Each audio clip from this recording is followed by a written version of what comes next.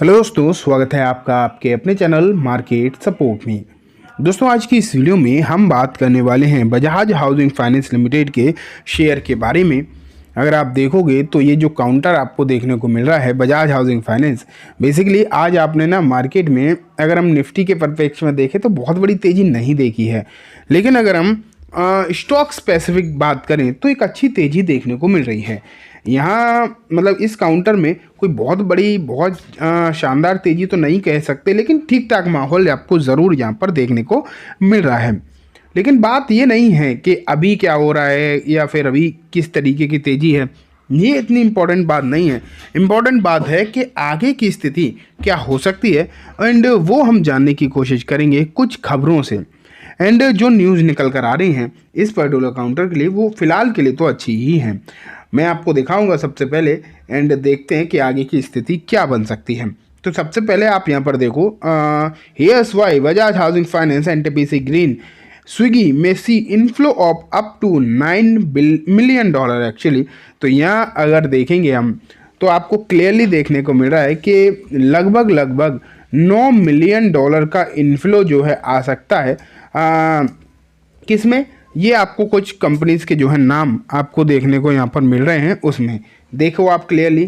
तो दोस्तों, ये जो खरीदारी की बात निकल कर आ रही है, इसके पीछे कोई ना कोई रीज़न भी तो होगा, तो डेफिनेटली है। सबसे पहले मैं अभी आपको बता दूं, अभी जब मैं इस वीडियो को रिकॉर्ड कर रहा हूं उस समय बजाज हाउसिंग के जो हालचाल हैं वो किस तरीके के हैं, इसमें तेज़ी है। एंड जो तेज़ी है लगभग 1% के अराउंड देखने को मिल रही है। तो मैं इस तेज़ी को ख़राब भी नहीं कह सकता, और खैर ये भी नहीं कोई अनाप शनाप तेज़ी हो, ऐसा भी नहीं है, लेकिन ठीक ठाक माहौल है। ऐसा कोई दिक्कत वाली बात तो डेफिनेटली यहाँ पर नज़र नहीं आ रही है। तो ये माहौल आपको इस काउंटर में फ़िलहाल के समय पर देखने को मिल रहा है। ठीक है, अब हम चलते हैं आगे की स्थिति को जो है समझने की कोशिश करते हैं। तो यहाँ पर लिखा है, shares of Bajaj Housing Finance NTPC Green Swiggy Limited will be focus in this month ahead of the upcoming rejig of NSE indices which take place once in every 6 month। तो यहाँ पर अगर आप देखोगे तो अभी क्या होने वाला है, कुछ दिनों में इंडेक्स जो हैं भारत में, जो मेजर इंडेक्स हैं जिसमें निफ्टी 50 हो गया, निफ्टी नेक्स्ट 50 हो गया, सेंसेक्स हो गया, और भी जितने भी इंडेक्स हैं NSE की BSE के, तो हर 6 महीने में उनमें होता है रिक्लासिफिकेशन। एंड उस रिक्लासिफिकेशन में जो है चीज़ें आपको देखने को दोस्तों मिलती हैं कि कहाँ कहाँ चीज़ें जो हैं बदल रही हैं। बेसिकली आप ये मान के चलिए देखने को ये चीज़ें मिलती ही हैं। एंड अब बहुत जल्दी ही ये रिक्लासिफिकेशन होने वाला है, एंड इसमें कुछ बदलाव जो होंगे। नोवामा ने ये रिपोर्ट जो है पब्लिश करी है, Nuvama alternative and quantitative research ने ये जो रिपोर्ट है वो पब्लिश करी है, आप यहाँ पर देख ही पा रहे हैं। ठीक है, और इन्होंने कहा है कि जो निफ्टी जूनियर 20 है उसका रिक्लासिफिकेशन जो है जल्दी ही आने वाला है, एंड उसमें कुछ बदलाव जो है आपको होते हुए देखने को मिलेंगे। एंड इन बदलाव में ये जो स्टॉक्स आपके सामने इस रिपोर्ट में दिखा रखे हैं ना, इनमें चेंजेस हो सकते हैं। क्या हो सकता है आप यहाँ पर देखो, मतलब होगा क्या कि इनका या तो वेटेज बढ़ेगा या फिर कुछ ऐड फिलहाल होते हुए दिखाई देंगे। अगर हम बजाज हाउसिंग फाइनेंस की बात करें तो यहाँ पर देखो ये लिखा है, ये वाला paragraph, Nuvama alternative believe that the inclusion of NTPC green energy into the index Nifty next 50 will result inflow of $7 million, while the Bajaj Housing Finance and Swiggy will result of inflow of $8 million and $9 million respectively।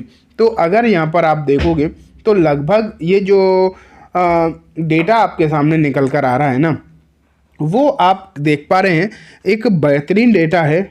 And इस data को अगर आप जैसे $9 million लिखा गया है Bajaj Housing finance के लिए, ठीक है, लेकिन अगर हम इस डेटा को INR में कन्वर्ट करें तो लगभग 75 करोड़ के आसपास का अमाउंट जो है वो निकल कर आता है।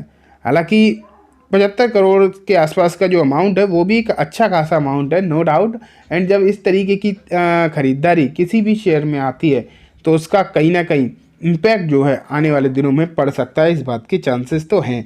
लेकिन ऐसा नहीं है कि इसमें सिर्फ यही है, एनटीपीसी ग्रीन भी आप यहाँ पर देख रहे हो जिसमें $7 मिलियन देखने को मिलेगा, स्विगी में भी $8 मिलियन देखने को मिलेगा। ये आने वाले दिनों में इनफ्लो होगा, और ये इनफ्लो सिर्फ और सिर्फ इसलिए होगा कि इंडेक्स में शामिल हो जाएंगे निफ्टी के नेक्स्ट 50 में। अब एक और इम्पॉर्टेंट बात है कि जब कोई भी शेयर इंडेक्स में शामिल होता है तो सिर्फ और सिर्फ ऐसा नहीं है कि एक दो जगह से ही उसमें ख़रीदारी के चांसेस जो हैं बनते हैं।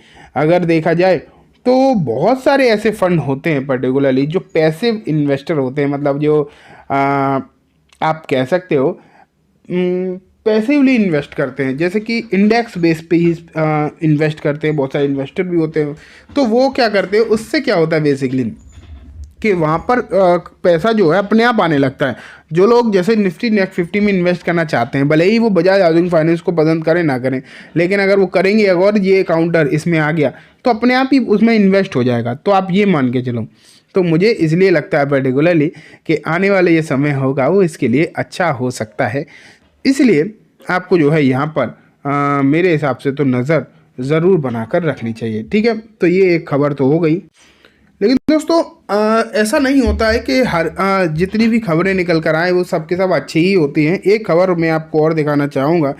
यहाँ अगर आप देखो तो लिखा है 1100 करोड़ ऑफ लगभग 84 कंपनीज़ हैं जिनकी 1100 करोड़ शेयर्स जो होंगे एलिजिबल हो जाएंगे अगले 3 महीने में। ये कि इनका लॉक इन पीरियड खुलेगा।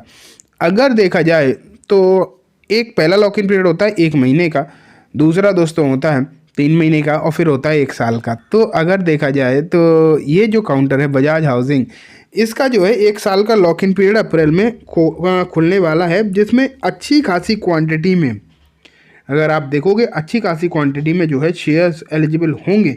और कितनी होगी ये क्वांटिटी, होगी 529 करोड़ की। अगर नंबर ऑफ शेयर्स अगर आप देखोगे तो 529 करोड़ का ये आंकड़ा है। मुझे तो ये भी बिलीव नहीं था, रियल बताऊं तो, कि एक एक कंपनी के इतने 500 600 करोड़ शेयर्स होंगे। मतलब आप समझ पा रहे हो। लेकिन जो भी है वो आप यहाँ पर देख तो रहे हैं, 529 करोड़ का आंकड़ा जो है वो आपको देखने को मिल रहा है। एंड ये एलिजिबल हो जाएगा ट्रेड करने के लिए। और ये होगा कब, ये होगा अप्रैल के महीने में। ठीक है, अप्रैल 2025 में। लेकिन बाकी की चीज़ों का तो मैं कह नहीं सकता, लेकिन ये कहीं ना कहीं थोड़ा सा रिस्क बढ़ा तो देगा। डेफिनेटली थोड़ा सा रिस्क तो ज़रूर यहाँ पर बढ़ता हुआ दिखाई देगा। मैं ये नहीं कह रहा कि ये सब शेयर जो एलिजिबल होंगे वो बेच ही देंगे, लेकिन थोड़ा बहुत माहौल तो बिगड़ सकता है, इस बात के भी चांसेस हैं। तो आप अगर इस शेयर में हो या ख़रीदने के बारे में सोच रहे हो तो बेसिकली मेरे हिसाब से आपको जो है इन सभी चीज़ों पर अपना विचार जो है रखना चाहिए। अपनी चीज़ें जो हैं मतलब सभी अच्छी तरीके से आपको सोच विचार करना चाहिए।